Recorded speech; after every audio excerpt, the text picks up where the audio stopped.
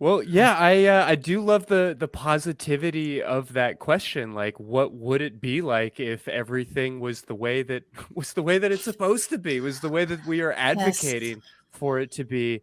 And I guess to that end, it's worth taking some time tonight to debunk some of the myths and to maybe acknowledge some of the criticisms that are coming, sometimes from a sincere place of concern for sex workers Sure. and for human beings, and more often than not from fight the new drug, new exodus type, Yeah. bullshit organizations. So to that, I guess I wanted to ask Sin if you really feel like porn is a profession of last resort. I feel like it's often framed as a maybe an act of desperation in many cases.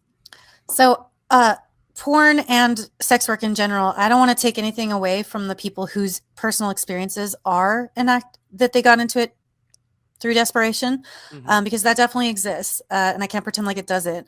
But when someone is desperate, to know that they have a way of making an income and putting food in their mouths is, I think, way more important than how they're doing it necessarily. Sure. Um, but I mean, I am like the biggest example of someone who is clearly not in that position. I was raised, I'd say middle class household. Both my parents were teachers. I got all A's and B's in school and did a lot of extracurricular activities. I got accepted to university. Um, and my decision to not go to that was based on so many different things. But one of them was that I wanted to do sex work. Hmm. Like, and I'm like, so I'm going to put myself into how much debt going to a university when I'm not really interested in doing anything that a degree might even afford me the ability to do. But I do know I want to do sex work now.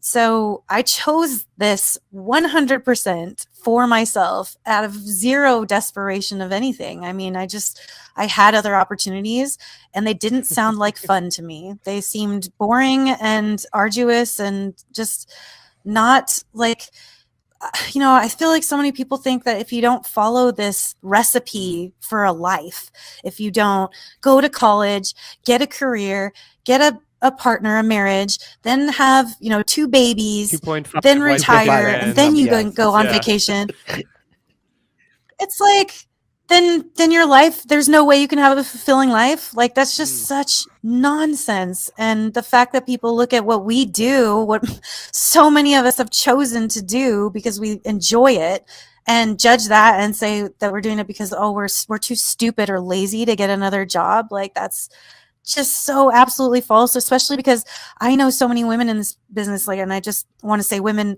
because they started their own studios or they direct all their videos or they're just like extremely successful. They've got like multiple degrees from various universities. I know so many smart, motivated, intelligent people in this business, that to just brush them all aside with the assumption that everyone is here because of desperation is Yeah. Well, egregious. I know that, you are constantly under threat of losing so much of what you've worked for, and everything, especially in the wake of the OnlyFans announcement, feels a little bit vulnerable, maybe. Do you have any regrets about making that choice, about deciding to get into this line of work? Never, not once. Like the life that I've been able to have and make for myself, um, would have been completely unattainable, like really through most other means. I've had so many adventures. I've met so many incredible human beings. I've been to, travel to different countries and stuff. I've gotten to really like live the life I've wanted to with the freedom that I've had. Um, and doing that just by like making the art that I like to make, and the entertainment. I hate that people somehow, separate sexual entertainment from like any other form of entertainment. I Mm. mean, or think that the entertainment we make is somehow of just vastly less value or none at all. Um, so I personally don't have any regrets at all. I love my career. and my life. And so what you say as far as like the threat that's kind of always hanging over our heads for people who do what we do, I feel like that's just something that you accept as part of the Mm. deal. And again, as an industry, porn has always been incredibly adaptive. So I really just feel that anytime, they think they're swinging this big hammer down and they're actually going to squash all the porn in the world, I know that we're just going to find another way, because we always have and we always will. One of the myths that I wanted to touch on too, and again, like a week ago, if I hadn't done the research for this show, I would not have known about the system where if somebody tests positive for HIV, there's actually a freeze. I had no idea about that. One of those myths that gets passed around is the porn actors and actresses are just walking disease bags and they're just spreading it around to everybody. But it sounds like there's actually a good amount of protection for performers. Oh my gosh. Yes. That is, you're correct that yeah, we're all walking disease bags. And that's like one of the biggest piece of irony, because we know our status like 100% of the time. We get tested every 2 weeks. As long as if you're working, you have to have a test that's within 14 days. And I guarantee you that most people walking around there having sex do not get tested that often. Like, Fair to say. They just don't. And they're still having sex without condoms. They're still having unprotected sex all over the place. And they just think, well, that they're safe or whatever. And they don't know their status. And it's mind blowing sometimes. I think it is a little bit of cognitive dissonance there too. But we always know our status. The test results at the places that we get tested use DNA sequencing and stuff like that. So we get the results back the very next day. And then, like I said, 14 days goes by, you have to get another test. So that includes like if someone pops for chlamydia, gonorrhea, they're notified immediately. Their scene partners are notified immediately, and you get the medicine, I think, for free. And then we had a syphilis scare a few years ago, and they basically made everyone get the antibiotics, which I had something to say about that at the time. I had a horrible reaction to those antibiotics. Oh my God, it was really bad. But that just goes to show you how rigorous they are. They were just like, if anyone wants to work in this next 2 months, you have to have this syphilis shot. So, and then again, if someone pops positive for HIV, it's like they shut all production down. Like we all get an email that from the FFC that says like, please, do not perform right now until we get this cleared up. They are able to trace everyone and get it cleared up, and then we're safe to perform again. So it's a professional system. It's the best risk management that anyone could hope for when it comes to having sex with other human beings. Yeah, I mean, I'm thinking about so many jobs that I've had that have been, I mean, working in restaurants, you would be shocked at how many people are expected to come into work sick, how many people are serving food and infecting their coworkers and everything else. I mean, this level of like protection and safety has not been present in the vast majority of industries that I've worked in. Absolutely. I worked in restaurants too before I like really got into dancing and stuff like that when I was 18. And yeah, it was like you couldn't just miss a shift because you had a cold. Like if you got a cold, you had to like and there was no one to cover your shift, guess what? You have to go to work. Yeah, well, not to mention, I mean, in order to make ends meet, you've got to do the job just to get paid. That's, I mean, we could go down this road and get into a lot of trouble because, man, there's so much to be looking at in our country right now with the virus and everything else. But I mean, that's something else that I wanted to point out. Like when you are like me, who most of the work I do now is for myself. I make custom videos for my company. I do trades for my company. I'm producing content for myself. I am the means of production, and people don't like that. I've Yeah. noticed. Well, I think it's incredibly impressive that you know, founded your own studio and gotten your own name out there in those ways, and you know, have obviously had a lot of success. We definitely detailed that a bit more last time we spoke with you, but it makes me curious about this kind of assumption that I think a lot of people have, that most performers are really struggling.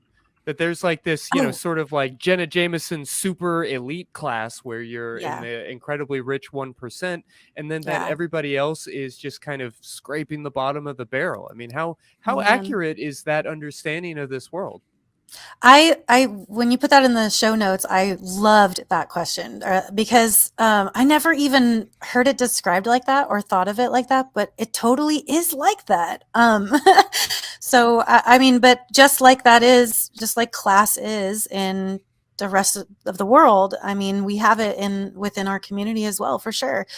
You know, you've got Asa Akira and you know, like you said, the Jenna Jameson levels of porn stars who just exploded and got like mainstream celebrity status and probably make like $100,000 a month off their OnlyFans, you know, which is astronomical. And sometimes I worry that, again, that people think like, oh, I make an OnlyFans and I'll be making, you know, 20 grand, 50 grand, 80 grand a month or something. It's just not realistic.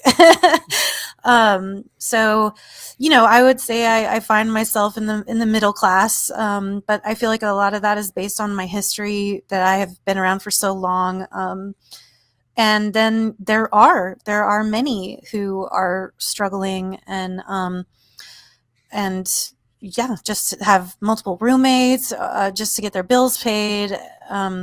And that has a lot to do with all kinds of different disabilities, which is something that I think we had talked about before too. A lot of people do, you know, so I know 3 different performers in the industry who have lupus. Mm-hmm. And when I mentioned that to one of my friends, she was like, that doesn't surprise me at all. Like, sex work is a place where people who have these kinds of disabilities can thrive and make a living with the disability. Yeah, So, as we talk about you know, and OnlyFans and like the lack of yeah, safety and the vulnerability there, yep, I don't know what a representative statistic would look like, but just myself yeah, having as a therapist this like small porthole into a number of people's lives, it yeah, seems like a lot of people who would otherwise struggle to hold down a 40-hour-a-week job are able uh, to take advantage of that sort of like build your own schedule, build your own circumstance situation, and are able to find meaningful employment through these types of things that wouldn't otherwise be able yes. to. Exactly. Meaningful employment is nails it for sure. And that's just what's so huge about so many people vilifying us or dangling them the, you know, credit cards. It's just that so many people need this and they want to be contributing tax paying members of society, and this allows them a way to do that. Hmm. So that, you know, just to address another real quick rumor, especially, it was going around a couple years ago, calling us all thoughts and stuff like that, and saying, oh, I reported you to the IRS. And I was like, cool, I gave them, you know, X amount of money this year. Like, I've they're got a well great aware of account. me. Yeah, I do. And you know, and I'm incorporated, and so yeah, I pay my freaking taxes, y'all, like we all do. So You know, it sounds like there's a market for someone to help like starting performers. It really does. yeah. Like, you know, talk about the financial end of it and talk about the advertising end of it. Mhm. It sounds like this is a place where somebody could step in and say, "Hey, I gotcha. Let me help you put together and market your first few productions."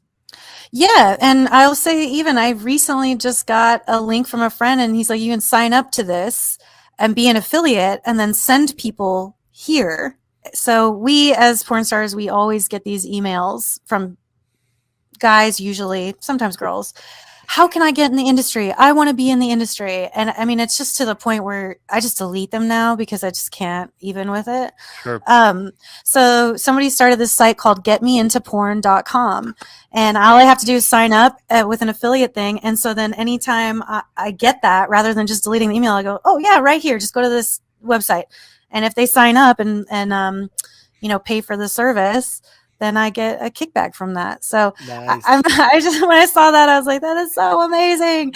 But it's a little bit different than genuinely starting and just wanting, you know, some advice, maybe not necessarily on how to build your own business and stuff, but how to navigate the industry, really. But yeah, that's the business. You're right. Like, So I wanted to ask the one last, like, somewhat downer question, but I think it's an important question. Then we can end it on a high note, so we don't end by thinking about this. But how much say does a performer have in the industry as far as what they are willing to do and not do? Like, how much information do they get about a scene before they are committed to doing it? okay. So first of all, a performer has 100% control over what they do with their own bodies. And that's the main thing that I think needs to be advocated much more. You literally never once have to do anything you don't want to do. But knowing those boundaries for yourself before you step on set the first time is extremely important. Right. Because to be faced with a situation where you're in the middle of a scene and you're kind of feeling uncomfortable, but you haven't had enough time to think about what's going on to like make a decision for yourself in that moment. So you just go with it and then you feel bad after. Like those situations are bad for everybody involved. So it's really important to know what you're okay with, what you're not okay with, and those things can evolve and change all the time. One thing that has been put into place over the past few years are these performer, like basically like yes sheets sort of a thing, where they make you even sign a paper. So it's like, are you realize you're here to do this kind of work? Especially like working for sites like kink.com, you know, they've always had this. Are you okay with having this? These are all things we have planned for this scene. You'll be whipped here. You'll be slapped here. You'll be, you know, tied up in this way. Boy-girl sex. You will be come on. Yada yada. Like, you mark off what you're okay with, what you're not okay with. You have that conversation on set with your scene partner before the scene starts. So you can always say what you will or will not do. And the agent's job, if you do have one, is supposed to be to tell you everything that's going to happen to you on set, or everything that's going to happen on set, what's expected of you on set, and all that. I would say probably 9 times out of 10, they don't do their job, even though that's their job. So they're terrible. But so when you do know that, then you know what to expect, or if you've worked for the company before, you pretty much know what to expect. But a lot of times these days, especially as this stuff gets more and more, I say it's just the more risk we have of losing the industry, the more intense directors and producers are about making sure that you're consenting to everything. So a lot of times they'll shoot you saying, yes, I'm okay with this. No, I'm not okay with that, whatever. Or the director stands there with the 2 performers and says, okay, you say what you're cool with and what you're not cool with. Now you say it back to them. Like, they just make sure these conversations are happening. So, and just because I've been around for so long, I do it myself. So I go on set and I'm just like, right before we start the scene, I'm like, okay, here's the things. Like, I'm not really into super intense fingering. Please don't do that. I don't like spit. Please don't spit in my face. Please don't slap my face. You know, everything else is cool. And like that's what the performer will say to me, whatever, you know, so please don't do this. You can do this. I love this, you know? So we have those kinds of questions of each other. And so, yeah, I mean, I think that what's really important for performers to know is that they have the ultimate say no matter what. No matter what. And even if a director is being a total asshole and they're going to be mad at you, fuck them. Like, if you come to set, you said, I agreed to have sex with this person, and then they're trying to throw somebody else in, you have every fucking right to say no. And that even happened to me one time. And it was even a director who I liked as a person. I mean, you know, and it was fine. Our relationship was fine afterwards, but it was like I was brought to set for a girl, like multi-girl orgy type of scene. And then he's like, you know, maybe I'll just like throw myself into the scene too, and we'll do some boy girl stuff. And I was like, wait a minute, that's obviously not what I agreed to. And he's like, oh, well, you don't have to do anything with me. You just do stuff with the girls. And I'm like, at the time, it's different for me now. I've evolved. But at the time, I was like, well, I'm not going to like make out with a girl or eat her pussy that just had your dick in there. Do you see why I would not be okay with that? Like, you just... Yeah, and I just showed up on set, and you decided to, and I was like, no, I'm not doing this. If you're going to be in the scene, I'm not doing it. And he paid me a kill fee, and I left. So that's just, it's important for people to make sure that they take control. Yeah, good of, on you for themselves. modeling that. I actually really appreciate Yeah. the studios that include that video piece as part of the production, because I think that Yeah. it not only helps to dispel rumors and myths about the porn industry, but I think it also Yeah. just models good consent. I mean, everything that you were Yes. describing is yes, a part of how you do your job ethically and responsibly and safely, but it's also just how I feel like we should all be having good, safe, sane, consensual sex. Yes, 100%. Like before you enter any, sexual encounter, you okay with all of these things I might want to do with you? Yes, absolutely. I'm not okay with this. Okay, cool. Let's have fun now. Just communication. Yeah. Well, goodness, there are so many more questions that I want to ask you, and I'm very, very excited to be able to meet in person and be able to talk about some of this on set as you are filming a production. So I would definitely Yeah. encourage the audience to be on the lookout for that episode that we've got lined up for later this fall. But for Yes. tonight, before Puck takes us out for the evening, did you have any final words you want to leave with the audience about OnlyFans, about the ethics of the work that you're doing, or anything else that you feel like might be important to say before we head out for the night? Yeah, I just want to say again, like, pay attention to the performers and what they're saying. If you follow anyone on OnlyFans, please don't cancel your subscription just because of this. We all really need your subscriptions now, kind of like more than ever.